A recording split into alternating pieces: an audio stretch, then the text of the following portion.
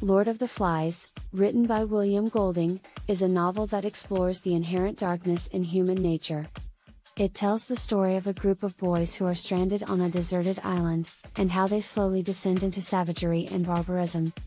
The novel begins with the boys being stranded on the island after a plane crash. The group of boys consists of Ralph, Piggy, Simon, Jack, and several other boys of various ages.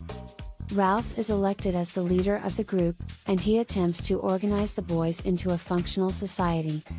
Initially, the boys work together to establish order on the island.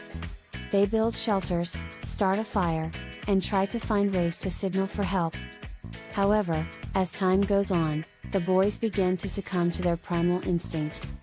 They start to hunt wild pigs, ignore their responsibilities, and become increasingly violent. The catalyst for this descent into savagery is the character of Jack. Jack is one of the oldest boys on the island, and he is the leader of the group of boys who become hunters. Jack is ambitious and ruthless, and he quickly becomes obsessed with the idea of killing a pig. This obsession consumes him, and he becomes increasingly aggressive and violent towards the other boys. As Jack's power grows, he begins to challenge Ralph's authority. He forms his own group of hunters, and they begin to carry out their own rituals and traditions.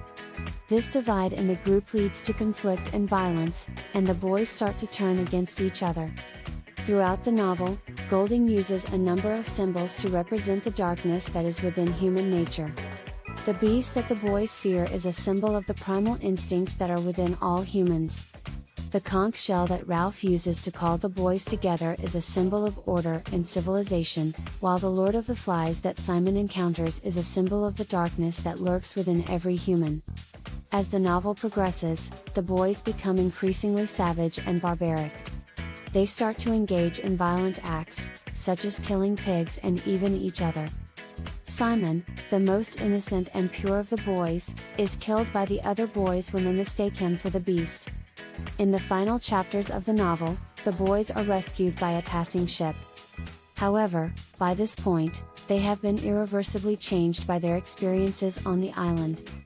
They have lost their innocence and their sense of morality, and they have been forced to confront the darkness that is within themselves.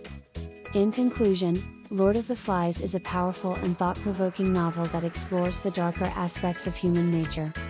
Golding's use of symbolism and imagery creates a haunting and unsettling atmosphere, and his portrayal of the descent into savagery is both shocking and tragic. The novel forces readers to confront the reality that within every human being lies the potential for both good and evil.